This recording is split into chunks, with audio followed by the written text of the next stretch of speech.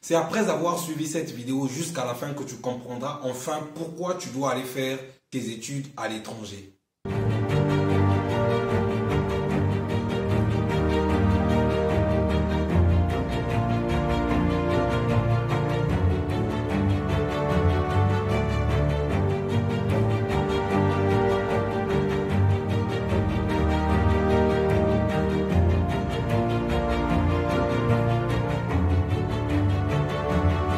Bonjour les amis, si vous me découvrez pour la première fois, je m'appelle Arel Venus, entrepreneur résident en Turquie.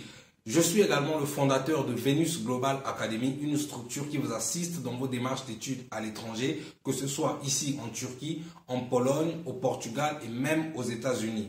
Et nous sommes également une structure qui vous assiste dans vos démarches d'obtention de permis de travail dans des pays comme la Pologne, la Hongrie, la République tchèque, la Lituanie et même ici en Turquie. Donc, si vous êtes intéressé, n'hésitez surtout pas de me contacter à travers mon numéro WhatsApp qui s'affiche en bas de l'écran, n'est-ce pas? Et pour les étudiants qui souhaitent venir étudier ici en Turquie, j'ai conçu un document qui s'appelle « Les 5 bonnes raisons d'étudier en Turquie ». C'est un PDF qui vous permet d'avoir de plus amples informations sur la Turquie, notamment le coût de la vie, le coût des études, le coût du loyer et toute autre information relative à la Turquie. Donc, si vous êtes intéressé à obtenir ce document, une seule chose à faire, c'est de me contacter à travers mon numéro WhatsApp qui s'affiche en bas de l'écran et je vais me faire le plus grand plaisir de vous l'envoyer gratuitement.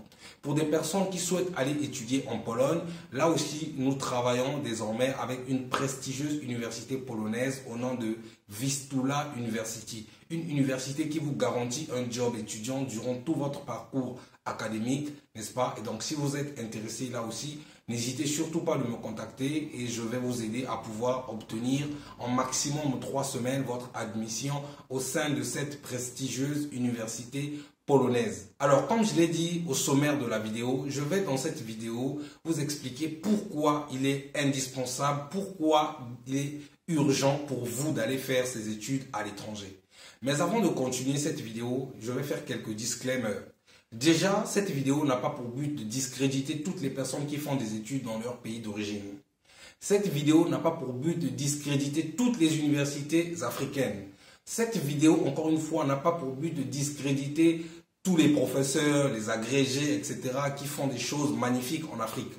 Mais cette vidéo a plutôt vocation à mettre en avant les avantages pour que vous aussi, vous puissiez partir faire vos études à l'étranger. Parce que, tout simplement, les études à l'étranger font partie des thématiques qui sont abordées sur cette chaîne. Donc, quoi de plus légitime que de promouvoir encore ou promouvoir davantage les études à l'étranger. Donc, ceci dit, je vais cette fois-ci entrer dans le vif du sujet. J'ai fait des recherches avant de commencer cette vidéo, n'est-ce pas, sur les meilleures universités au monde. Et croyez-moi, ce que vous allez découvrir est juste hallucinant, les amis. Est-ce que vous savez que depuis les 10 dernières années jusqu'à aujourd'hui, c'est-à-dire je ne prends qu'à partir de 2014 jusqu'à aujourd'hui, dans le classement des meilleures universités au monde, l'Afrique n'est représentée que par 2 pays et 4 universités. Je répète, de 2014 à aujourd'hui, c'est-à-dire de 2014 à 2024, je n'ai pas voulu remonter dans le temps, sinon je pense que ça aurait été encore pire. Mais je n'ai pris que ces 10 dernières années, c'est-à-dire de 2014 à aujourd'hui 2024, n'est-ce pas? Dans le classement des 1000 meilleures universités au monde, vous n'avez que 2 pays africains qui sont représentés et 4 universités, donc 5 universités, n'est-ce pas? J'ai trouvé ça assez grave, assez hallucinant. Donc, c'est une raison de plus pour vous inciter à aller davantage faire vos études à l'étranger, si vous en avez les moyens, bien sûr. Parce que aller faire des études à l'étranger nécessite d'avoir des moyens financiers assez importants. Oui, il faut le dire, n'est-ce pas? Ne va pas aller faire des études à l'étranger qui veut. Il faut avoir assez de ressources financières. Donc, sans plus tarder, avant de commencer à vous donner les classements de ces meilleures universités et les pays qui sont représentés en Afrique, je vais essayer de vous donner quelques détails en ce qui concerne les classements de ces universités-là. Il faut savoir que ce sont des classements qui sont basés sur des critères bien spécifiques, n'est-ce pas? des critères comme la R&D, c'est-à-dire la recherche et le développement, autant pour moi. Vous savez que les grands pays, c'est-à-dire les grandes nations occidentales, etc., investissent beaucoup de moyens dans la recherche et le développement. Parce que vous savez que la recherche et le développement sont deux éléments indispensables pour l'avancée de la science et la technologie. Donc, les autres, ayant compris cela, investissent beaucoup d'argent, beaucoup de moyens dans la recherche et le développement. Vous avez également le critère des infrastructures. Ça va être les facilities, tout ce qui est campus universitaire, tout ce qui est laboratoire de dernière technologie de pointe, etc. Donc, le critère des infrastructures est également important dans ce classement. Vous avez également le nombre d'inventeurs ou sinon les avancées technologiques réalisées par les différents étudiants de chacune de ces universités. Ça aussi, c'est un critère important qui est pris en compte dans ce classement. Les critères, il y en a plein, d'accord, mais j'en ai pu sélectionner 3 que je vous en parle, n'est-ce pas? Mais ne vous en faites pas, dans la description de la vidéo, je vous mettrai les liens de ces structures qui classifient les meilleures universités au monde et vous aussi, vous aurez l'occasion d'aller découvrir toutes les 1000 universités, n'est-ce pas? Alors, sans plus tarder, nous allons commencer par citer ces 3 meilleures institutions qui classifient les universités. Alors, j'ai pris des notes pour ne pas me tromper, pour être sûr de vous donner des informations juste que vous pouvez vous aussi aller vérifier, n'est-ce pas? Alors, selon la Academic Ranking of World Universities, qui est la première institution qui classifie les meilleures universités au monde, je répète, la Academic Ranking of World Universities. Selon cette structure, n'est-ce pas, la première université africaine qui est représentée dans le classement des 1000 universités, c'est l'université de Cap. C'est-à-dire, c'est une université sud-africaine. Sans surprise, vous allez le comprendre, l'Afrique du Sud, c'est le pays africain qui est le plus représenté dans ce classement. Bon, c'est lié à plusieurs facteurs, notamment avec... parce qu'à l'époque, l'Afrique du Sud était sous l'emprise des Britanniques, etc. Donc, c'est peut-être ce qui explique en partie le fait que l'Afrique du Sud soit majoritaire dans ce classement. Donc, vous avez, encore une fois, la Academic Ranking of World Universities. Selon cette structure, n'est-ce pas, l'université de Cap arrive en premier. Et l'université de Cap est généralement classée entre 200 et 300e meilleure université au monde. Donc, de 2014 à aujourd'hui 2024, selon cette structure, l'université de Cap de l'Afrique du Sud est classée entre 200 et 300e meilleure université au monde.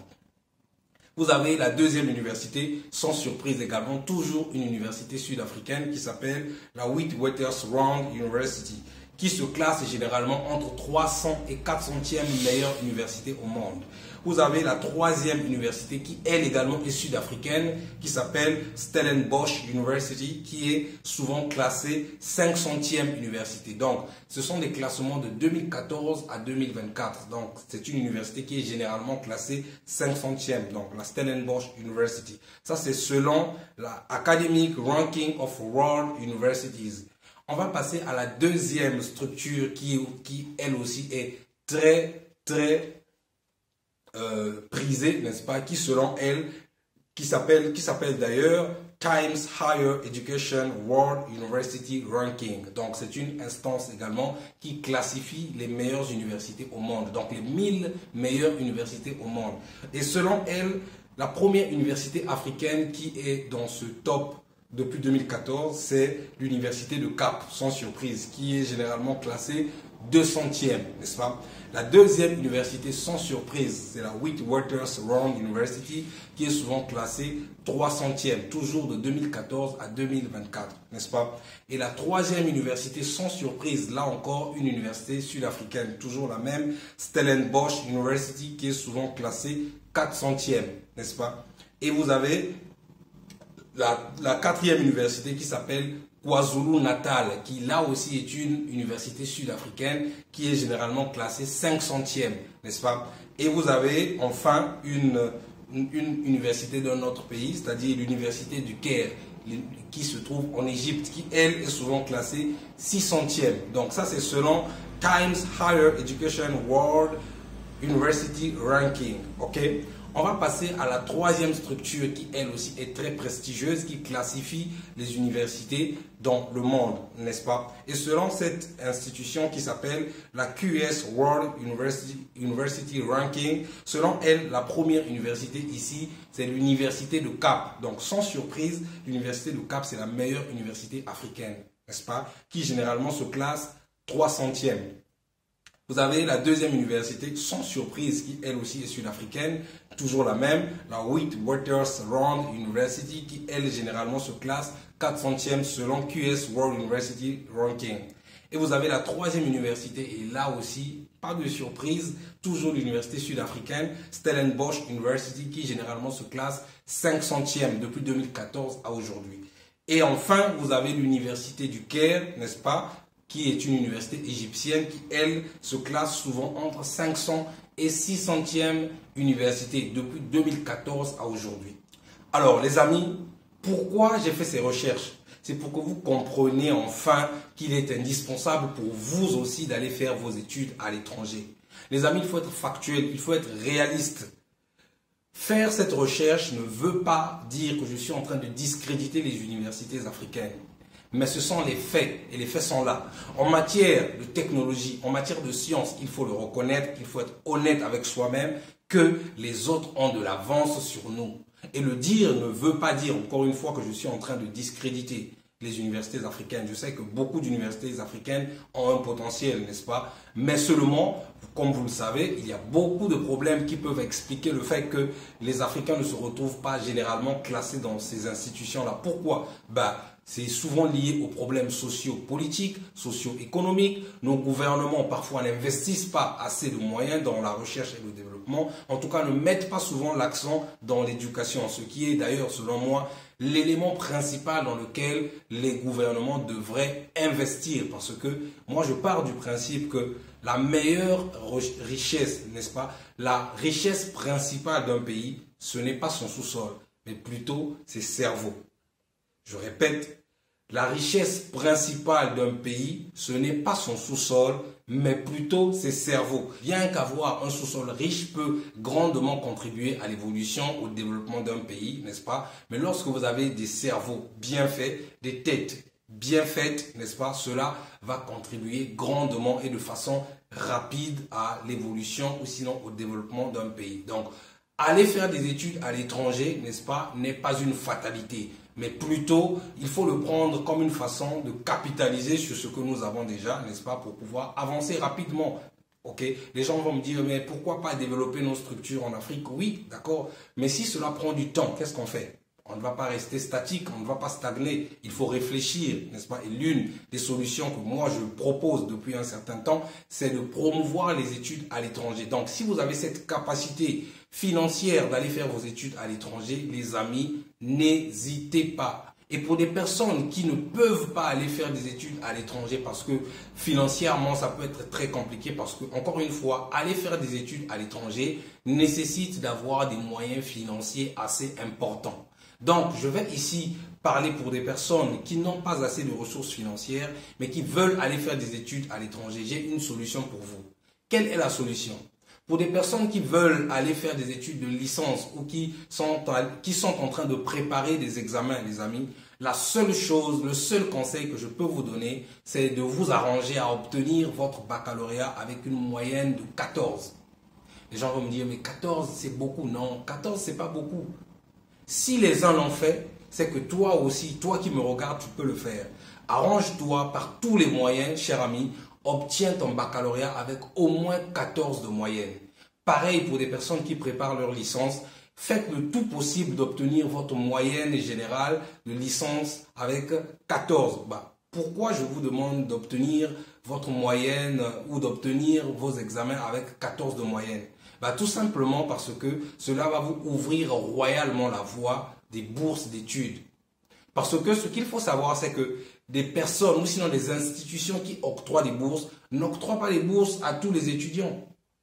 Ces institutions-là octroient des bourses d'études aux étudiants qui ont des résultats excellents. Ça veut donc dire qu'à partir de 14 de moyenne, vous aurez une voie ouverte pour les bourses d'études. Je le dis par expérience parce que je partage régulièrement des bourses, des informations sur les bourses d'études sur cette chaîne. Donc, la quasi-totalité des bourses d'études qui sont octroyées ou qui sont offertes par différentes institutions, ces institutions-là mettent l'accent sur les résultats. Et le premier critère de sélection, c'est généralement la moyenne. Et souvent, la moyenne qui est demandée, c'est 14. Donc, les amis, faites le tout possible d'obtenir votre baccalauréat ou votre licence avec au moins 14 de moyenne parce que cela va vous donner plus d'avantages, plus de chances de pouvoir obtenir des bourses d'études pour aller continuer vos études à l'étranger. Maintenant, vous allez me dire, mais vous-même, est-ce que vous avez pu obtenir 14? Ça me fait sourire.